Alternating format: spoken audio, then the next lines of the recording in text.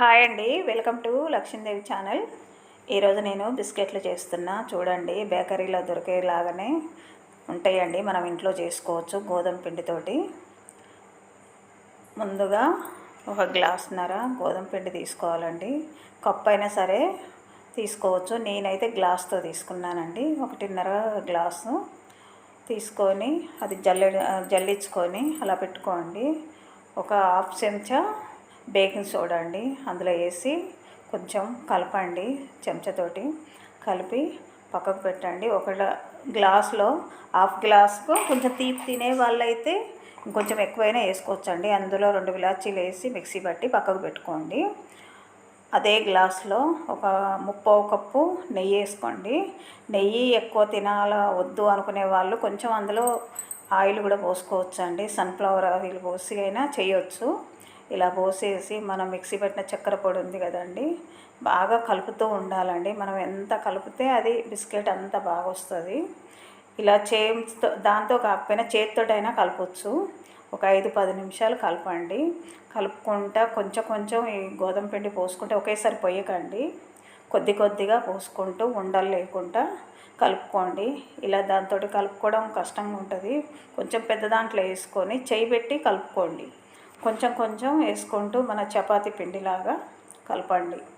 అలా చపాతీ పిండి ముద్దలాగా వచ్చేటట్టుగా కలుపుతూ ఉండండి.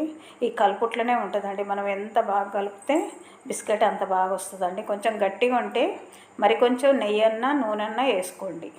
వేసుకొని చపాతీ పిండి వచ్చినట్టుగా మెత్తగా వచ్చేటట్టు చూసుకొని కలుపుతూ ఉండండి. ఒక 5-10 నిమిషాలు పడుతుందండి కలుపుడు.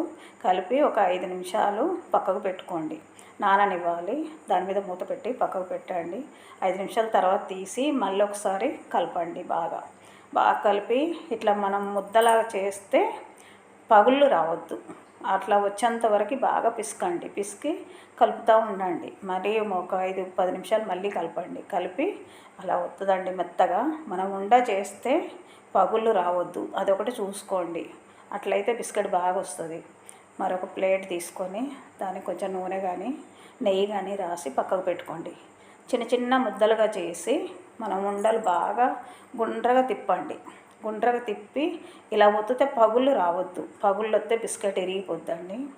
అట్లా రావద్దు అనుకొని బాగా గట్టిగా తిప్పి ఇట్లా మేము చూపెట్టినట్టుగా ఒత్తుకోండి. పగుళ్ళు వస్తే ఇంకొంచెం దాన్ని పిసకండి. పిండిని పిసికి ఆ ప్లేట్లో ఒక్కొక్కటిగా చేసి పక్కకు పెట్టుకోండి. అయితే మనం పిండి పిసికేటప్పుడే కుక్కరు పొయ్యి మీద గ్యాస్ ఆన్ చేసి కుక్కర్ సిమ్లో పెట్టి దాంట్లో స్టాండ్ వేసి పెట్టండి. ఇలా బిస్కెట్ చేసిన తర్వాత అండి కొంచెం ఒత్తిన తర్వాత మన ఇంట్లో జీడిపప్పు కానీ బాదం పప్పు కానీ ఉంటే ఆ బిస్కెట్ల పైన ఒక్కొక్కటి పెట్టుకోండి. చాలా టేస్టీగా ఉంటుంది. అలా పెడితే లేకపోయినా పర్లేదండి, ఉట్టి బిస్కెట్ అయినా చేసుకోవచ్చు.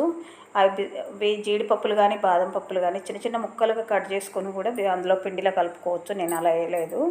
మనం ఫస్ట్ కుక్కర్ వేడి చేసి పెట్టాం కదండి, అందులో ఈ ప్లేట్ పెట్టి మూత పెట్టండి. కానీ విజిల్ పెట్టొద్దండి, విజిల్ తీసేయండి. సిమ్లోనే పెట్టాలా, హైలో పెట్టొద్దు.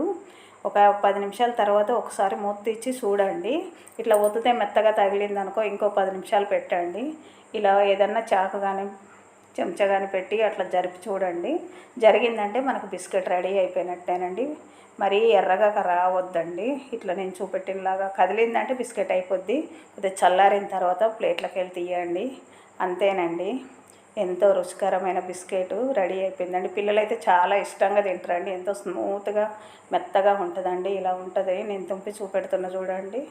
పిల్లలకి ఇట్లా ఇంట్లో తయారు చేసి పెట్టండి. బయట దానికంటే ఇంట్లో చాలా టేస్ట్ ఉంటుందండి. సగం గోధుమ పిండి సగం మైదా పిండి కూడా కలుపుకొని బిస్కెట్ చేయొచ్చండి. అదే టేస్ట్ వస్తుందండి. మీకు నచ్చితే లైక్ చేయండి, షేర్ చేయండి. Thank you.